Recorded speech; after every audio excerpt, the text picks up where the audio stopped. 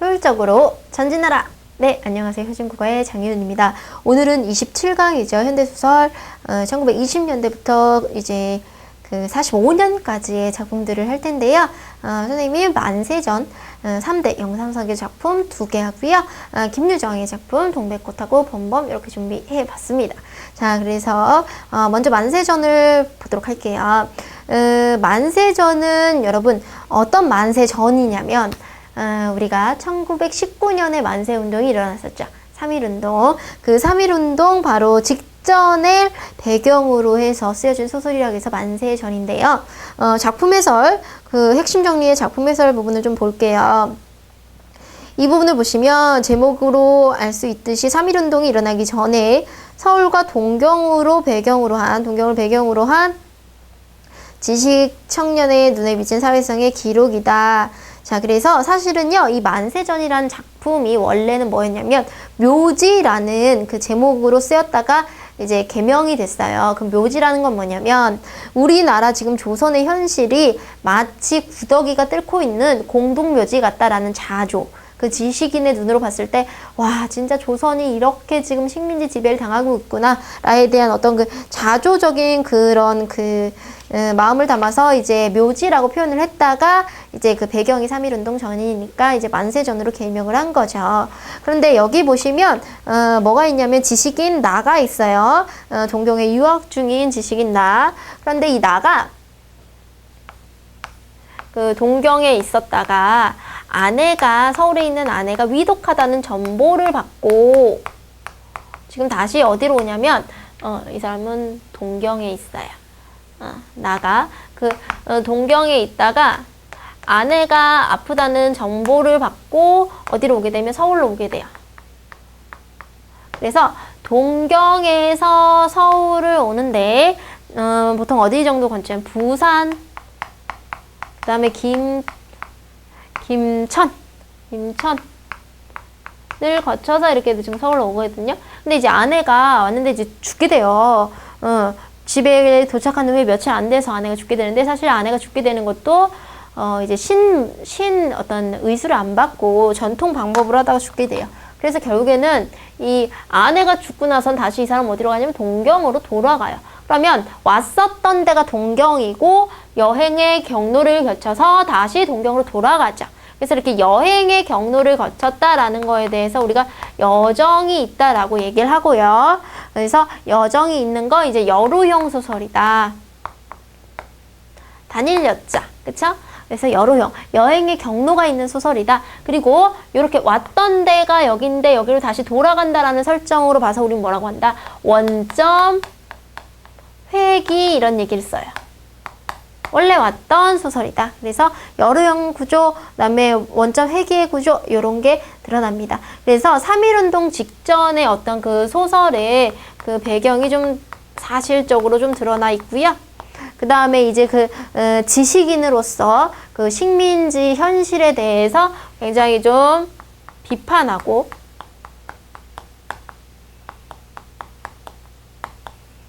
내 스스로도 나를 막 조롱하는, 지식인으로서 지금 할 수 있는 게 없죠. 그쵸? 그러니까 이런 것에 대해서 비판은 하지만 내 스스로 뭔가 투신해서 뭔가 하는 게 없어요. 그래서 굉장히 좀 자조적인 어조? 이런 것도 드러나고 있다라고 보시면 되겠습니다. 자, 그러면 여기는 조금 말이 어려운 부분들이 좀 있어서 본문을 좀 더 이렇게 세세하게 좀 보도록 할게요. 그러나 요새로 와서 나의 신경은 점점 흥분하여 가지 않을 수가 없다. 이것을 보면 적개심이라든지 반항심이라는 것은 보통의 경우에 자동적, 이지적이라는 것보다 피동적, 감정적으로 유발되는 것인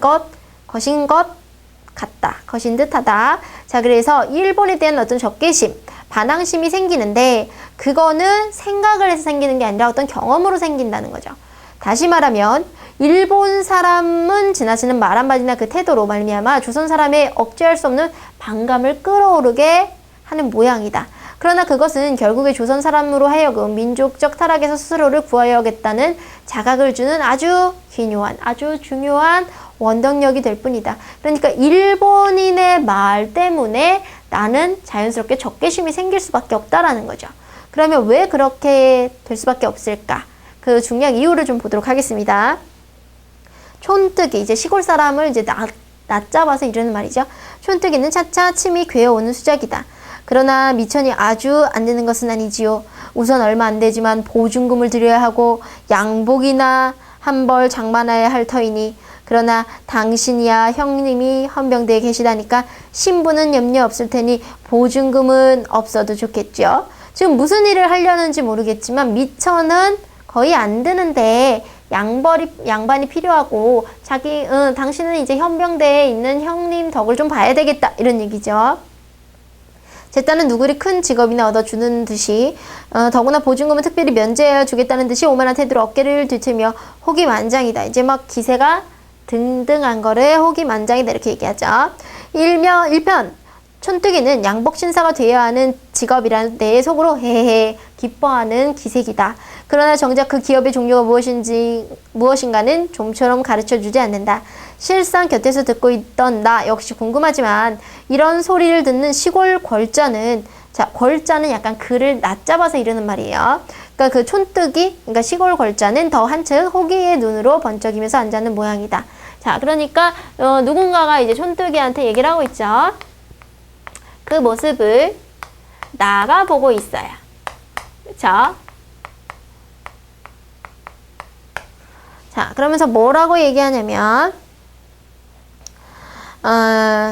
그 시골뜨기가 좀 더 몸이 달아서 덤비며 자기의 부하가 되겠다는 다짐을 받고서야 이야기하려는 수상 같기도 하다. 그래, 그 훌륭한 직업이 무엇인데 어디 있단 말이오? 이번에는 그 시골자의 동행인 듯한 사람이 가만히 듣고 있다가 욕탕에서 시뻘겋게 단 몸뚱이를 무거운 듯이 끌어내며 물었다. 그 자도 물속에서 불쑥 일어났어서 수건을 등 뒤로 넘겨서 가로잡고 문지르면서 한번 목욕탕 속을 휙 들여다보고 다른 사람들이 자기네 이야기에 무심히 이구석 저구석 멱을 감는 것을 살펴본 뒤에 목소리를 낮추면서 입을 벌린다. 그러니까 그 옆에 있는 사람들도 되게 호기심 있게 이 사람의 뭐하고 있어요? 말을 듣고 있는 거죠.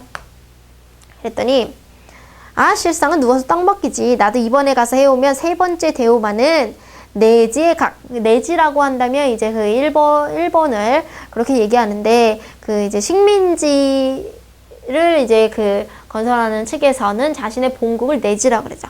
내지의 각 회사와 연락을 해가지고 요보들을 붙들어 오는 것인데, 자, 요보라 그러면 이제 대만의 어떤 그 서구화되지 않는, 문명화되지 않은 사람들을 일컬어서 얘기하는 건데, 여기서 우리 조선인들을 낮잡아서 얘기하는 거죠.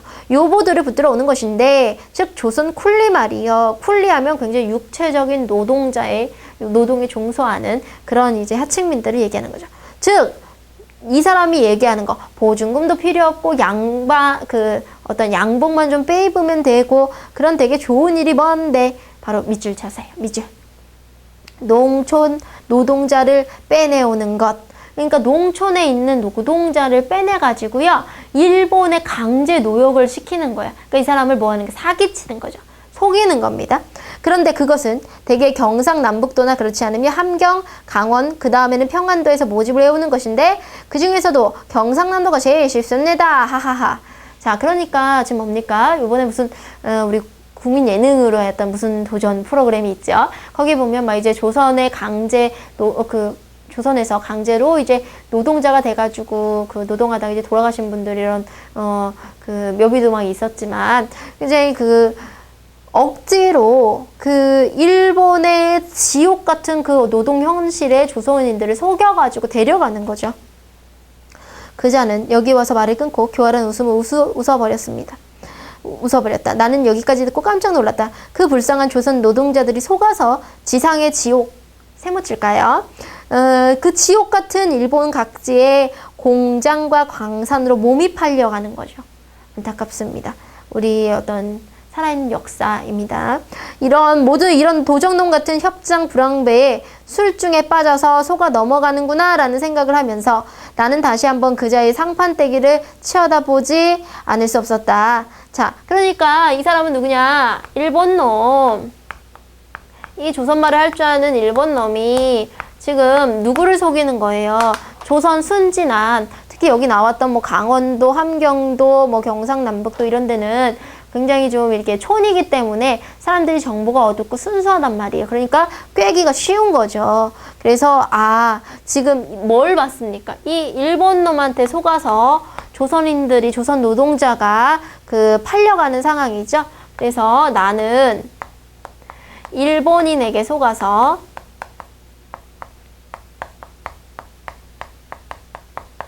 어떤 굉장한 노동 쪽으로 팔려가는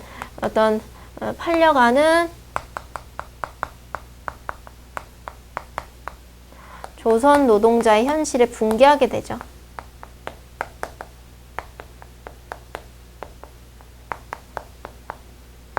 그쵸?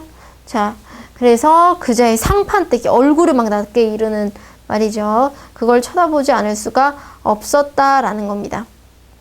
그러니까 이제 조선 자체가 이제 거의 뭐 조선인의 어떤 나라가 아니라 일본인의 소국이 된 거죠. 자, 그래서 여기까지가 이제 1919년에 암울한 일제강점기 우리의 현실에 대한 얘기였고요. 이 염상성 작가가 쓴 또 다른 소설이죠. 3대라는 작품을 또 이번에는 한번 보도록 하겠습니다. 굉장히 좀, 이 3대, 지금 이 만세정 같은 경우는 이 지식인으로서의 나아가 결국에 할 수가 없어. 아무 일도 할 수가 없죠. 이 현실에 대해서 붕괴는 하지만 뭔가 어떤 액션을 취하지 않는, 행동을 취하지 않는 그런 모습을 보면서 굉장히 좀 허무주의에 빠져있는 지식인의 모습을 좀 봤었는데요. 이번에는, 3대 하니까 이제 3명이 나올 것 같은데, 그죠? 할아버지, 아버지, 손자로 이어지는 어떤 가계를 우리가 3대라고 하죠. 그 3대를 통해서, 또 어떤 조선의 현실 한번 보도록 하겠습니다. 만세전이나 3대 이런 작품은요, 우리 검정고시에서만 중요한 게 아니라 수능에서도 굉장히 중요한 작품 중에 하나죠. 특히 염상섭이라는 작가는요, 문체, 우리 소설의 3요소 중에 하나가 뭐였죠? 문체였죠. 주제, 구성, 문체. 그럼 구성의 3요소는 인간, 인물, 사건, 배경. 그렇죠? 죽음은 인사배 기억나십니까? 그래서 이 3대 같은 경우는 3명의 인물이 등장하는데요. 할아버지 조이관,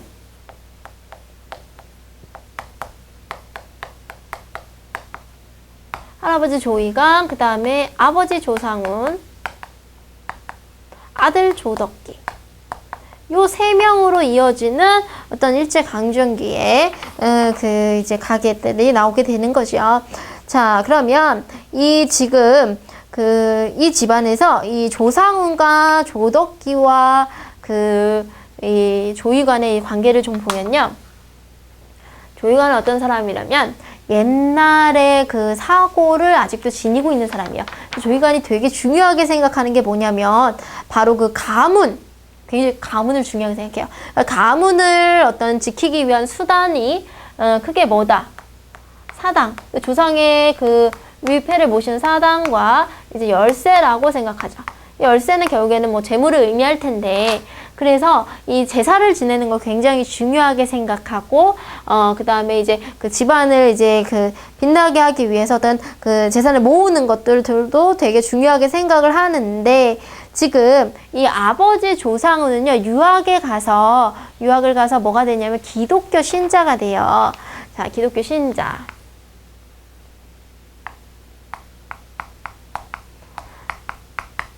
그런데 여러분 중에서도 기독교 신자가 있을 수 있는데, 특히 뭐 이렇게 개신교, 기독교를 좀 두 개로 나누면 개신교하고 뭐 이제 천주교 이렇게 나눌 수 있는데, 개신교 쪽에서는 또 이제 제사를 모시는 거를 이제 바람직하지 않다라고 생각해서 제사를 거의 안 모시는데, 지금 이제 조상훈 같은 경우도 유학 가서 기독교 신자가 되면서 아버지가 중요하게 생각하는 이 제사를 모시는 이 사당, 이거를 뭐라고 생각하냐면 옛날 풍습이다, 버려야 할 거다라고 생각해요. 그래서 이거를 구시대적인 것으로 보고, 그 다음에 어떻게 해야 된다? 인습이다, 없애야 되는 인습이다, 이렇게 좀 본다는 거죠. 그러면서도 한편으로는 이 사람은 열쇠는 중요하게 생각해요. 왜냐면 이게 뜻하는 게 뭐예요? 이게 재물이니까. 재물의 가치, 그러니까 이 돈의 가치는 현실적으로 인정을 하는 거죠. 그러니까 제사는 안 지내보고 싶지만 이 돈의 가치는 현실적으로 인정해요. 그래서 돈을 받고 싶어 하는 거죠. 그런데 아버지 조이가는요, 못마땅해 합니다. 아들. 왜냐면 자신이 중요하게 생각하는 이 조상에 대한 어떤 그러니까 옛날에 어른들은요, 내가 잘 되기 위해서는 조상을 잘 모셔야 된다. 제사의 중요성에 대해서 굉장히 중요하게 생각했죠. 그러니까 아들을 선호했던 이유도 이거죠.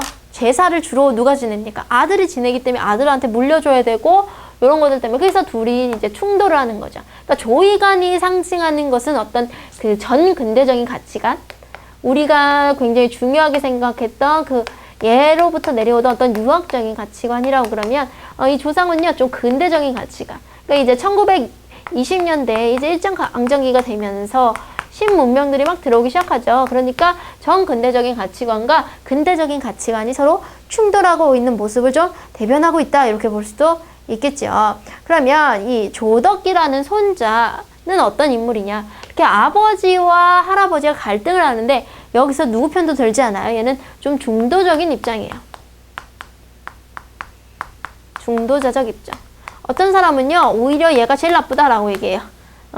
차라리 뭐 아버지 편을 들든지 할아버지 편을 들든지 그래야 되는데, 좀 중도자적 입장으로 좀 뜨뜻미지근한 게 아니냐, 이렇게 얘기를 하고요.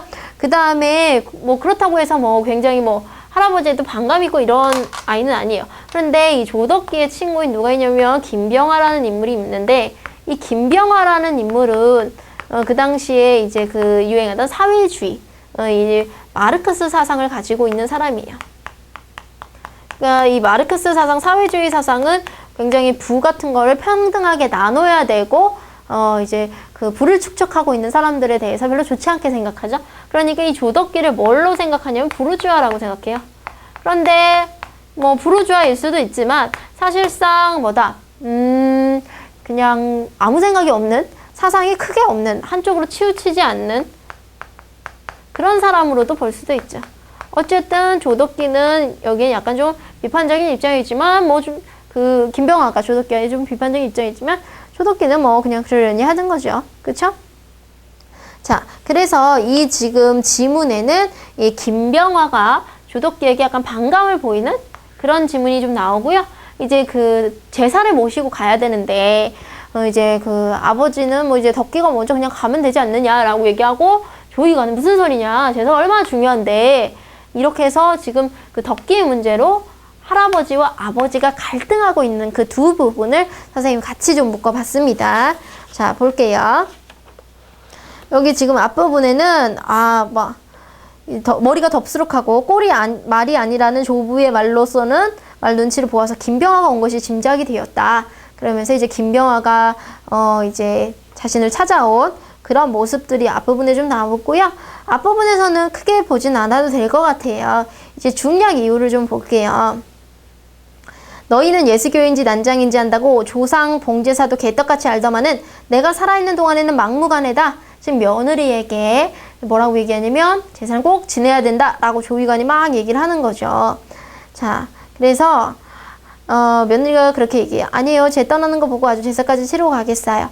그렇지 않아도 그럴 생각이에요.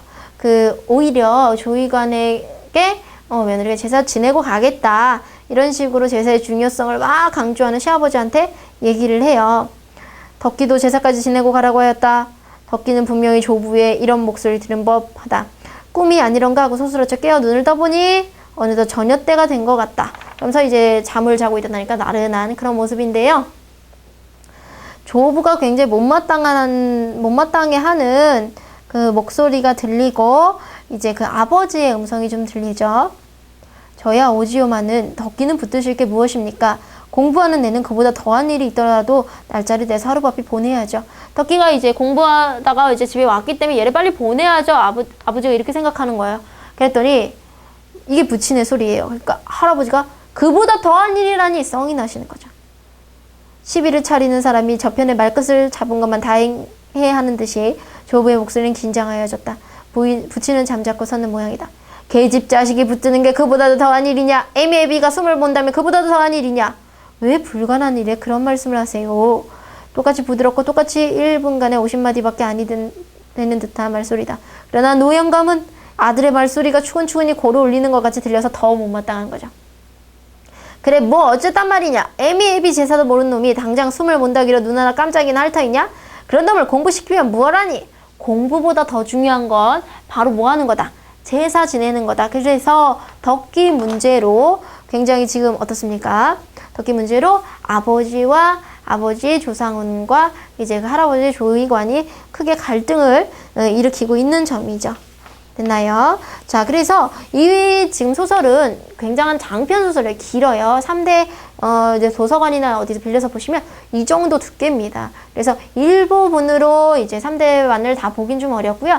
여러분이 이 전체적인 맥락을 좀 잘 보시면 이 외의 인물들도 되게 많이 나와요. 뭐 조의관이라는 그 할아버지의 이제 첩을 이제 주상훈이 취한다든지 뭐 이런 것도 나오고, 그 뒤에 할아버지가 돌아가시고 나서 또 굉장히 좀 진흙탕 싸움들이 좀 벌어질 것 같죠. 재산을 둘러싼 그런 것들도 보시려면은 그 장편소설 3대를 보시기를 좀 추천을 드립니다. 자, 그러면요 이제 김유정의 소설로 넘어갑니다. 여러분들 춘천이나 뭐 강원도쯤 그쯤에 가시면 김유정 생가나 문학관을 가보신 분이 좀 있을 거예요. 선생님도 사실은요 아직 못 가봤습니다. 못 가보신 분들은 꼭 가보시길 바라고요. 선생님도 가까운 데 있다고 생각해서 못 가다 보니까 좀 이렇게 됐네요. 그래서 내년에 꼭 가봐야겠다라는 생각이 있는데, 자, 김유정은 이제 그 강원도 분이기 때문에 그 강원도의 어떤 방언들이 좀 등장하죠. 그런데 이 김유정 소설을 대표적으로 딱 하나만 얘기하라 그러면 바로 해악입니다. 그렇게 소설이 재밌어요. 웃겨요. 개그 콘서트보다 더 재밌는 것 같아요. 근데 이분이 굉장히 일제강점기 없이 살면서 돌아가셨는데 나중에 폐병으로 돌아가신 걸로 알고 있는데, 돌아가셨을 때 너무 가난해서 닭 한 마리만 삶아 먹고 죽었으면 좋겠다라고 얘기를 하고 돌아가셨대요. 실제로 지금 남겨진 작품들이 근 3년간의 폭풍같이 쓰신 작품들인데 지금 봐도 너무너무 재미있는 작품들. 그러니까 이런 문학성이 뛰어난 작품임에도 불구하고 일제강점기의 지식인들이 그게 얼마나 힘들었는가를 좀 여실히 볼 수가 있죠. 자, 그러면 동백꽃 보도록 하겠습니다. 자, 이제 동백꽃 보기 전에 뭐부터 좀 보냐면 참고 자료를 좀 볼게요. 3번 동백꽃과 동백나무의 꽃은 같지 않다. 자, 이게 소설 동백꽃을 여러분 사전을 찾으시면 아주 빨간 꽃이 나올 거예요. 근데 그 동백꽃이 이 소설의 배경이 되는 게 아니라, 소재가 되는 게 아니라 동백나무의 꽃이 이제 됩니다. 동백나무의 꽃은요, 동백나무의 꽃이 아니라 뭐냐면 생강나무의 꽃. 그러니까 그 동백꽃은 굉장히 뭐라 그럴까, 빨간 꽃이고요. 여러분들 검색하시면 보시는 거.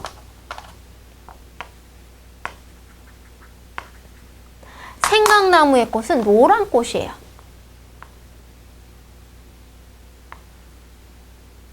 그래서 어떤 분들이 이걸 잘못 보고 노란 꽃인데 동백꽃은 빨간 꽃인데 노란 꽃이라고 났네. 무슨 시적 허용인가? 뭐 잘못된 건가? 오타인가? 뭐 이렇게 생각하시는데요. 그게 아니에요.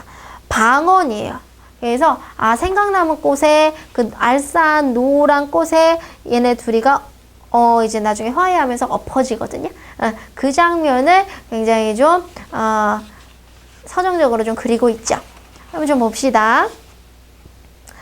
오늘도 또 우리 수탉이 막 쫓겼다. 그럼 오늘도 쫓겼다라는 것으로 봐선 계속 쫓겨 있던 상황이죠. 그러니까 지금 그 점순이라는 인물이 나옵니다. 이 동백꽃에는 나와 점순이라는 인물이 대별이 되는데, 나와 점순이의 어떤 갈등이 뭘로 이루어질 것이다? 닭싸움으로 이루어질 것이라는 게 좀 암시가 되죠. 오늘도 우리의 수탉이 또 쫓겼다. 자, 그러면 이 점순이는 어떤 인물인데요? 점순이는 마름의 딸입니다. 마름집 딸. 자, 마름이라는 건 뭐냐면 그 마름 위에는 누가 있냐면 지주가 있어요. 지주 땅의 주인이죠. 그런데 땅의 주인이 직접 땅을 빌려주고 그 돈을 다 거들어 다니려면요, 땅 주인은 돈이 많고 놀러 다녀야 되니까 시간이 없겠죠. 그러니까 누굴 시켜요? 관리인을 시키는데 그 관리인이 뭐예요? 마름이에요. 그러면 이 관리자한테 잘못 보이면, 관리자가 지주한테 이르면 그 땅을 빌리는 사람이 빌릴 수 있을까요? 없죠. 그러면 땅을 빌려서, 내 땅이 없지만 그 땅을 빌려서 그 소작료를 주고 농사를 지는 사람을 뭐라고 해요? 소작인. 그래서 나는요 소작인의 아들이에요. 그럼 요즘 갑질 이렇게 얘기한다는데 진짜 갑은요 소작인보다는 마름이 갑이고 마름보다는 지주가 갑이겠죠? 그쵸? 어쨌든 뭐 갑이라고 한다면 을, 병 정도 되겠네요. 자, 그래서 소작인의 아들과 마른 집 딸입니다. 그런데 얘네가 이제 싸우게 되는 거죠. 닭 때문에. 자, 사실은요 그 닭 싸움이 일어나기 그 전에 일이 좀 있어요. 그걸 또 그 다음 페이지에서 볼게요. 자, 그 다음 밑줄 한번 볼게요. 점순내 수탉이 덩저리가 작은 우리 수탉을 함부로 막 쪼고 있다. 그 수탉에 어떤 외형모사가 좀 들어가 있죠. 점순내 수탉은 대가리가 크고 또 옥소리 같이 실퍽하게 생겼어요. 그러니까 잘 먹으니까 이렇게 생겼는데 우리 수탉은 막 되게 조그마다는 거죠. 이 수탉의 외양 묘사가 되는 게 이게 오히려 좀 비유적으로 두 집안의 관계를 좀 보여주고 있는 거죠. 그런데 원래는 안 그랬는데 요새 들어서 왜 나를 못 살게 못 먹겠다 그렇게 아르릉거리는지 모른다. 지금 나는요 굉장히 좀 어리숙한 모습이에요. 나흘 전만 하더라도 나는 정말 잘못한 게 없다라고 해서 나흘 전으로 뭐합니까? 회상이 들어가죠. 나흘 전에 무슨 일이 있었는데 점순이가요 얘 너 혼자만 일하니? 막 이런 식으로 와가지고 이렇게 수작을 걸었어요. 말 걸었어요. 아 그럼 혼자 하지 때로 하디? 이렇게 얘기하니까 너 일하니 좋니? 사실 일하기 좋은 사람이 어디 있어요. 어쨌든 얘가 막 말을 걸어요. 그러면서 막 깔깔거리면서 나는 미쳤나? 뭐 이렇게 보는 거죠. 갑자기 행주치마 속으로 바른 손은 오른손입니다. 오른손을 딱 뽑아서 나의 턱 밑으로 확 내미는데요. 굵은 감자가 3개 있는 거예요. 자, 점순이가요. 아주 지금 막 따끈따끈한 굵은 감자예요. 맛있겠죠. 모락모락한 굵은 감자 3개를 손도 뜨거울 텐데 탁 내민 거예요. 너 집에 니가 없지? 하면서 생색나면서 봄감자가 맛있단다 라고 이제 먹으라고 이제 준 거죠. 야 남아르면 큰일 나 빨리 먹어 이렇게 주는 거예요. 사실은요 이게 뭡니까? 점순이가 나에게 주는 사랑 애정의 표시죠. 그런데 그냥 주면 좋았을 텐데 점순이도 약간은 서툴르긴 해요. 너 그 집에 니가 없지? 이런 식으로 주면서 하면 좀 기분 나쁠 수 있죠. 어쨌든 얘는 난 감자 안 먹는다. 너나 먹어라. 라고 하고 고개도 안 돌리고 감자를 도로 쓱 밀어버렸어요. 근데 얘는 너무하죠. 그러니까 얘가 이게 사랑과 애정이라는 걸 전혀 몰랐고 뭐야 잘난 척하는 거야? 라고 생각하고 아 안 먹어 이렇게 딱 밀어버렸는데 그 순간 돌아가는 소리도 없고 뭔가 숨소리가 거칠어져요. 씩 이런 소리가 나는 거죠. 이건 또 뭐야? 하고서 딱 돌아보니까 우리 동네에 들어온 것은 3년째가 되지만 여태 그렇게 까무잡잡한 점순이 얼굴이 홍당무처럼 새빨개졌어요. 왜 얘가 새빨개졌을까요? 얘가 거절했죠. 여자가 먼저 이렇게 사랑과 애정의 표시를 들이밀었어요. 그러니까 점순이는 어때요? 여기서 보니까 나이보다는 좀 성숙하네요. 남자를 좀 좋아할 줄도 알아요. 그런데 이 나는 어떻습니까? 나는 굉장히요 어리숙한 인물이에요. 점순이가 본인을 좋아해서 이렇게 가정을 모르고 거절을 해버려요. 그러니까 이 점순이가 얼마나 실망했어요. 이거 지금 그래서 이걸 거절당하고 점순이가 뭘 느낍니까? 굉장히 무안함을 느끼죠. 그래서 호의를 거절당해서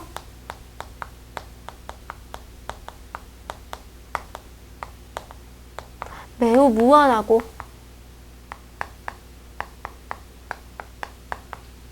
부끄러운 거죠. 그래서 얼굴이 새빨개지는 겁니다. 그러니까 이제 그때부터 이제 나를 괴롭히기 시작하는 거죠. 그래서 닭싸움을 계속 점순이가 시키는데 우리 닭은 굉장히 좀 약하니까 맨날 거의 피 흘리고 막 이러는 거죠. 그래서 내가 그거를 이기기 위해서 막 고추장도 먹여봤지만 이제 체급이 안 되는 거죠. 체급이 안 되고 그래서 너무 화가 나가지고 나도 모르게 큰 수탉을요 팍 한 대 때린 거죠. 닭은 푹 엎어진 채 다리 하나 못하고 죽어버렸어요. 사람한테는 닭이 뭐 죽임을 당할 수밖에 없죠. 나는 멍하니 섰다가 점순이가 매섭게 눈을 딱 흡뜨고 자치는 바람에 뒤로 벌렁 자빠졌다. 이놈아! 너 남의 댁을 왜 때려 죽이니? 하고 그럼 어때? 하고서 일어나다가 좀 자기도 찔렸겠죠. 뭐 이 자식아 네 집 닭인데 라고 얘기합니다. 누구 집 딸입니까? 마른 집 닭이죠. 그럼 잘 보세요. 내가 얘한테 잘 보여야 얘가 얘한테 얘기를 잘 해줄 텐데 내가 얘네 집 닭을 때려 부셨으니 얘네 집에 그 다음 해에 농사 짓지 마. 혹은 지금 당장 때려쳐. 이렇게 되면 어떻게 돼요? 큰일 나죠. 이제 가족의 생계가 위험해지죠. 그래서 복장을 때미는 바람에 다시 벌렁 자빠졌다. 그리고 나서 가만히 생각을 해보니까 분하기도 하고 무안스럽기도 하고 또 한편은 일을 저질렀으니 인젠 땅이 떨어지고 집도 내쫓기고 해야 될는지도 모른다. 그러니까 뒤늦게 이제 사태를 파악한 거죠.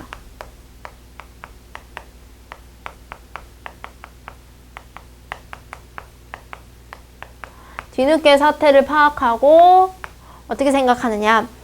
이제 그 망연자실하는 거죠. 걱정되는 거죠.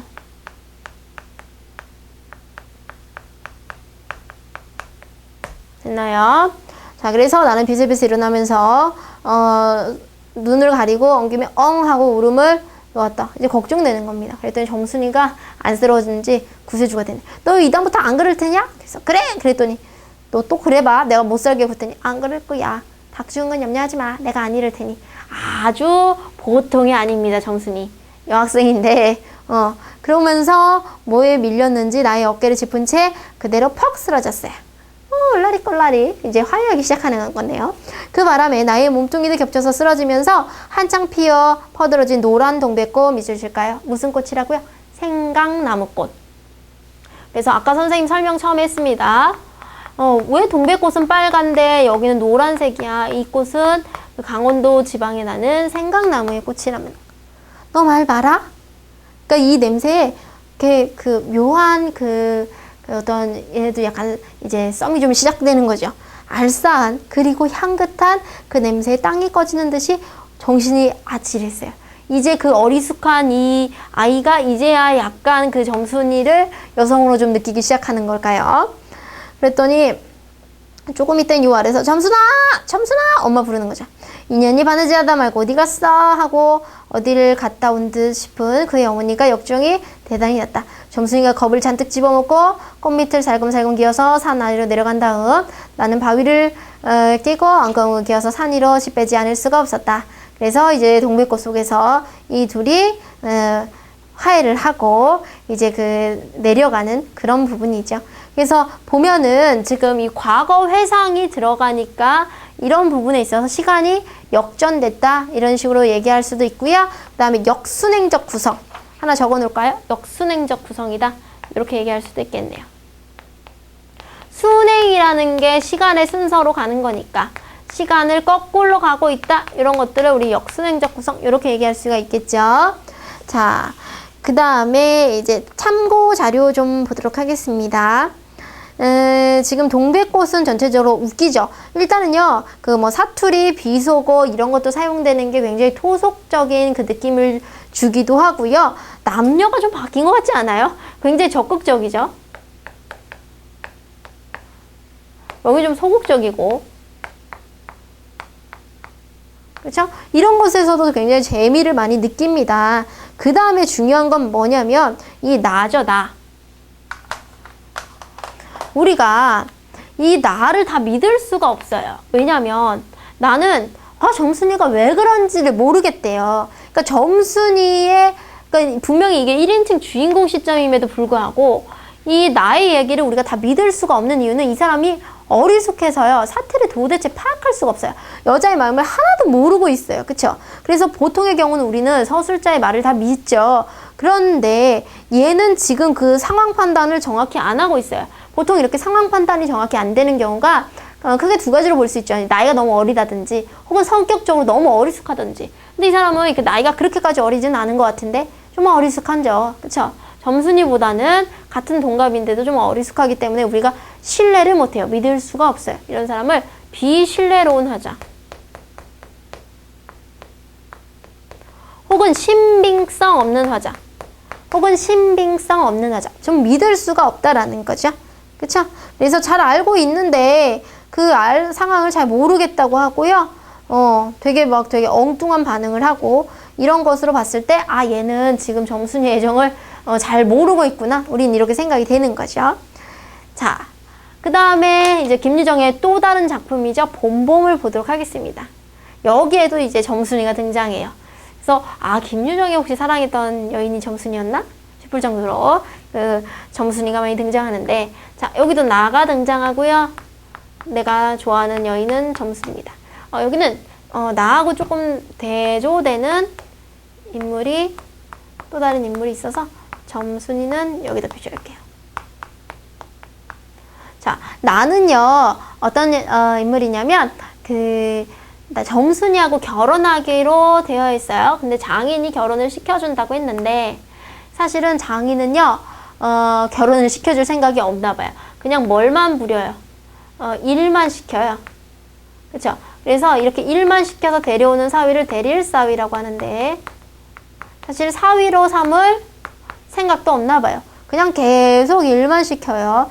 부려 먹는 거죠. 그런데 이제 그 장인의 딸인 정순이와 나는 성례를 하기로 했지만 장인이 시켜주지 않아요. 그러니까 이제 정순이가 성례를 시켜달라고 좀 졸라봐 라고 해서 오히려 나에게 재촉을 하죠. 그러니까 이 나가 장인이 뭐라고 얘기하냐면, 정순이가 키 크면 시켜줄게, 점생은 너무 작아서, 이렇게 얘기하거든요. 근데 정순이는 희한하게 키는 안 크고요, 계속 몸만 불어나요.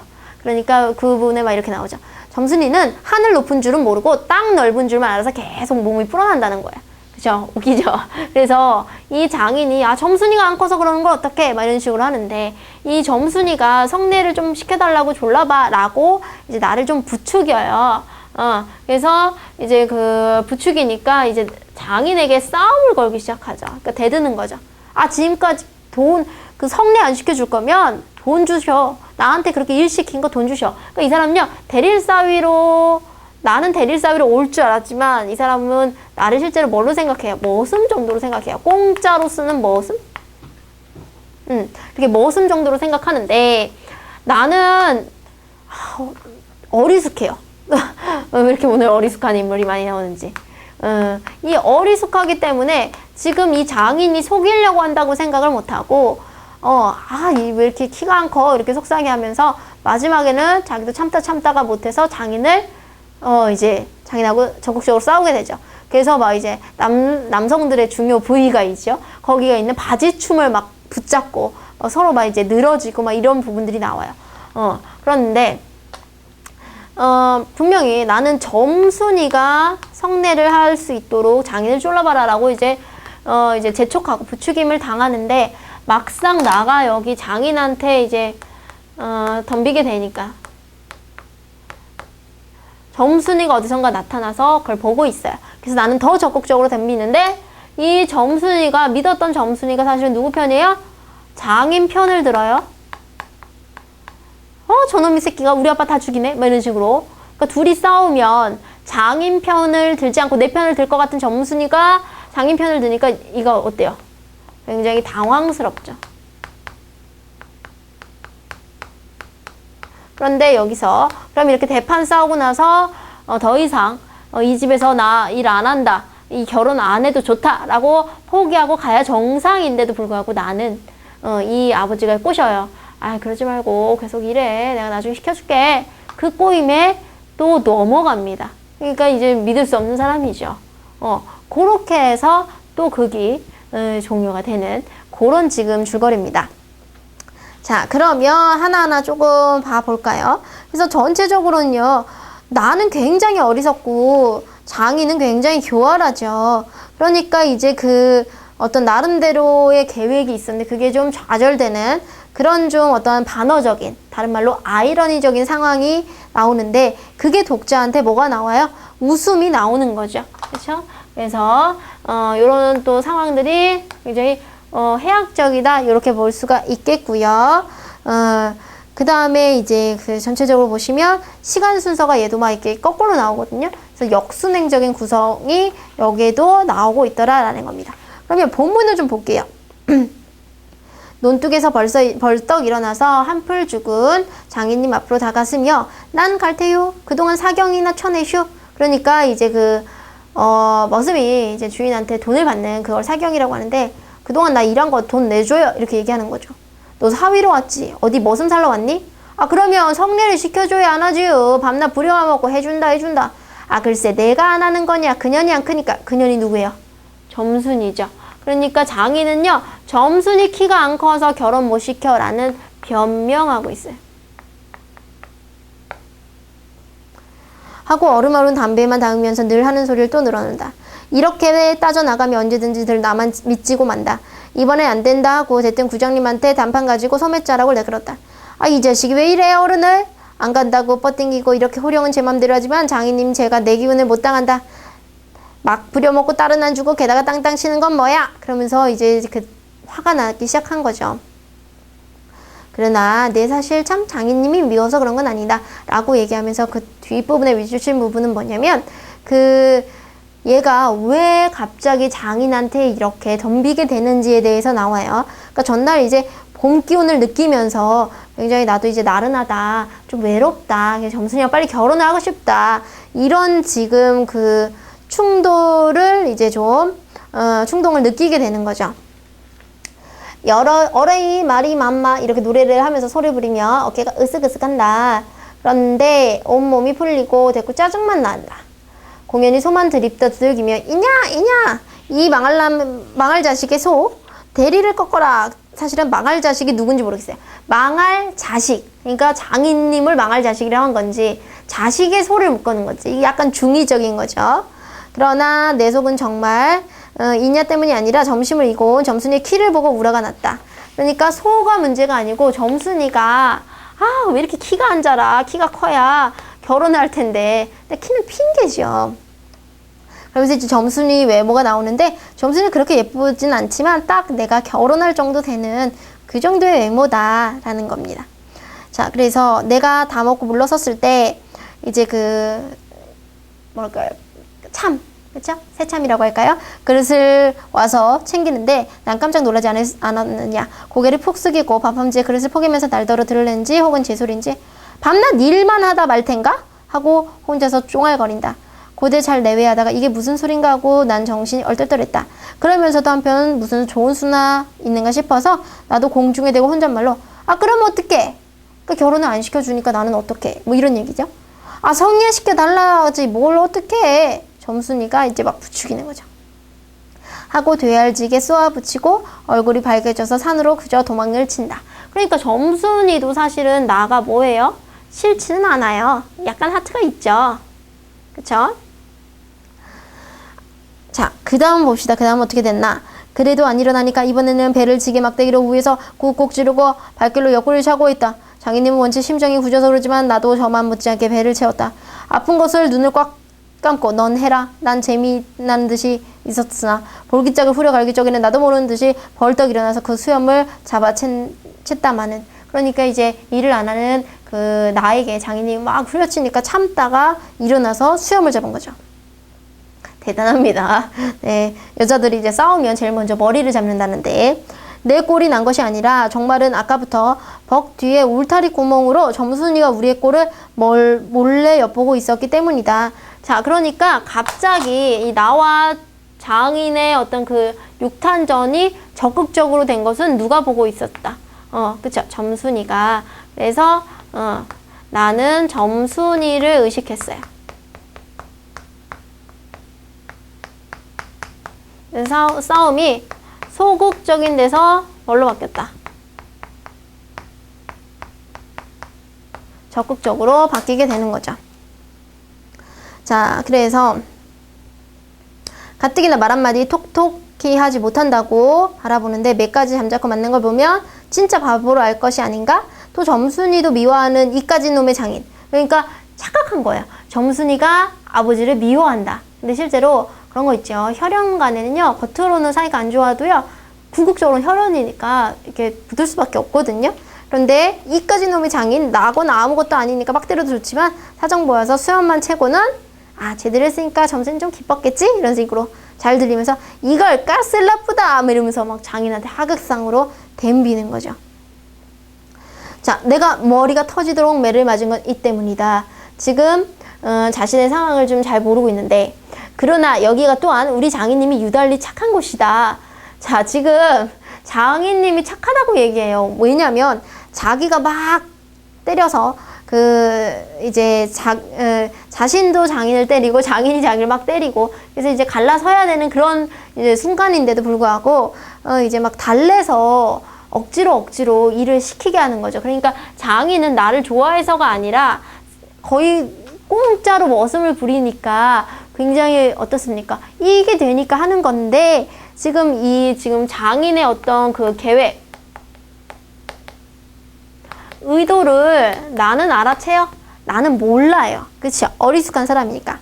그래서 여기가 또 장인님이 유달리 착한 것이다. 그래서 자신이 처한 상황이나 장인의 의도를 알아채지 못하는 이 사람은 뭡니까? 어리숙합니다. 이 사람 믿을 수가 있어요? 아니, 이 사람도 비신뢰로운. 믿을 수가 없는 사람이네요. 그쵸?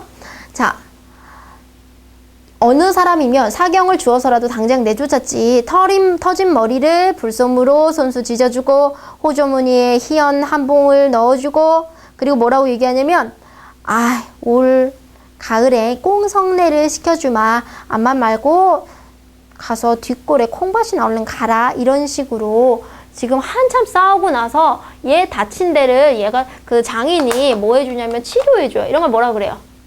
병 주고 약 준다 그러죠. 왜 병 주고 약 주죠? 이 계획과 의도는 뭡니까? 뭐 하려고? 계속 공짜로 부려먹으려고.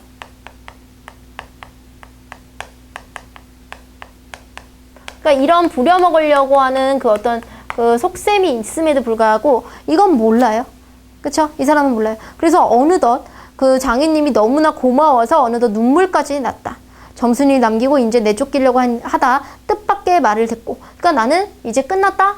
쫓기게 됐다? 라고 생각했는데 이제 막 봐준다고 하니까 뭐 그게 너무 고마운 거예요. 굉장히 열숙하죠. 자, 그래서 봅시다. 팽장님 이제 다시는 안 그러겠슈. 이렇게 맹세하며 불라사야 지게를 지고 일터로 갔다. 이게 지금 끝부분인데요. 이 끝부분에 지금 그 가운데 부분에 어떤 일이 있었냐. 아까 그 중단했었죠. 이게 가슬라보다 이렇게 지금 싸움이 막 붙은 이때 무슨 일이 있었냐면 그러나 이때는 그걸 모르고 장인님을 원수로만 여겨서 잔뜩 잡아다렸다. 여기서 이 문장 끝나는 후부터 아까 그 중략 이유가 좀 이어집니다.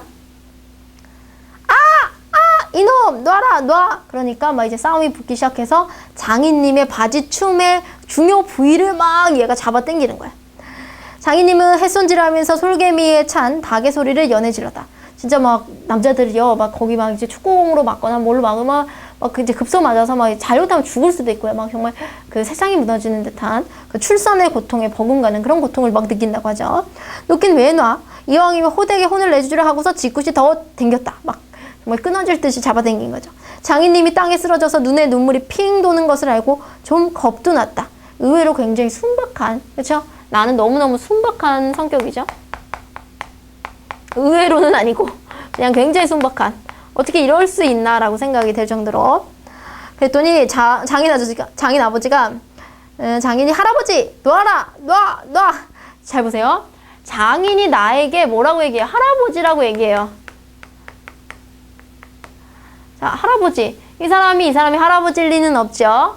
자, 이게 얼마나 아프고 다급하면 할아버지라고 얘기하겠어요. 그렇죠? 이게 최고조 된 거죠. 해악의 최고죠. 자, 그래서 할아버지 놔라 놔 여기에는요. 다급한 심정. 그 다음에 해악의 최고조 이렇게 좀 필기를 해 둘게요. 진짜 웃긴 부분이죠. 그러니까 너무 아프니까 막 콧소리 나오는 거죠. 그래도 안 되니까 점순아 하면서 지금 막 불렀더니 안에 있던 장모님, 점순이가 막 나오는 거죠. 나의 생각엔 장모님은 지난 편이니까 장인 역성할런지도 모른다. 그러나 점순이는 내 편이지 하고 속으로 고소해서 하겠지. 근데 이게 웬 속인지 자 가로 볼게요. 지금까지도 난 연문을 모른다. 이 부분은 현재가 들어갔네요. 그러니까 이게 현재 입장에서 과거를 회상하고 있다가 여기서 드러나는 거죠. 아버지를 혼내주기는 제가 내려놓고 이제 와서는 달려들어서 뭐라고 얘기하냐면 애가머니 이 망할 게 아버지 죽이네. 뭐에 드러납니까? 점순이의 이중적인 태도죠.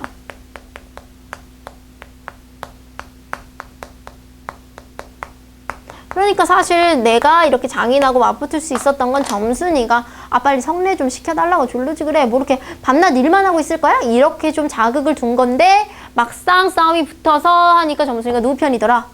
내 편이 아니더라. 이게 너무 충격적이죠. 그만 여기에 기운이 탁 꺾여서 나는 얼빠진 등신이 되고 말았다. 그러니까 뭡니까? 굉장히 당황스럽죠. 나의 편인 줄 알았던 점순이가 사실은 누구 편이야? 아버지의 편이었더라. 장모님도 덤벼들어서 한쪽 귀마저 잡아채면서 우는 것이다. 그러니까 점순이가 와서 내 귀 한쪽 잡아당기고 장모님이 와서 내 귀 한쪽 잡아당기니까 나는 이렇게 꼼짝을 못하게 되는 거죠. 장인님은 지게 막대기를 들어서 사뭇 막 나려 조겼다. 그러나 나는 구태여 피하려지도 않고 암만 해도 그 속을 알 수 없는 점순이 얼굴만 멀거니 들여다보았다. 이런 것을 뭐라고 합니까? 망연자실하다는 거죠. 당황스러움을 넘어서 좀 믿는 도끼에 발등이 찍힌 거죠. 점순이는 내 편인 줄 알았는데 사실 내 편이 아니었어? 그러니까 그 굉장히 웃긴 싸움 뒤에서 이 나는 나의 편은 아무것도 없었던 거야. 나 이거 왜 싸운 거지? 뭐 이런 생각이 드는 거죠. 자, 그래서 맥이 너무 빠져서 그냥 장인이 계속 때리는 거에 대해서 그냥 막고 있는 거죠. 그죠? 그런 걸 오히려 누가? 장인이 다독여 주니까 오히려 장인이 더 고맙게 느껴지는 거죠. 굉장히 어리숙한 사람이죠. 그렇죠? 그래서 이제 그 대릴사위라는 어떤 제도를 좀 악용해서 노동을 착취하고 있는 인물이 누굽니까? 이 장인. 그래서 이 장인을 부정적인 사람으로 그리고 있고요. 이 나와 장인의 어떤 싸움 굉장히 웃기죠. 막 바지춤을 잡고. 그래서 이런 걸 인물의 희화화. 그래서 이 인물의 희화화를 통해서 좀 해학적인 요소를 이제 보여주고 있고 독자의 웃음을 유발하고 있는 그런 소설이었습니다. 그래서 지금 전문을 다 실진 않았지만 이제 중요 부분을 보셨는데요. 동백꽃이나 봄봄 같은 경우는 굉장히 좀 짧은 소설이니까 여러분들 전문을 좀 읽으시면서 굉장히 좀 재미를 좀 많이 느끼셨으면 좋겠습니다. 자, 오늘 여기까지 하고요. 다음 시간에 다른 소설로 만나 뵙도록 하겠습니다.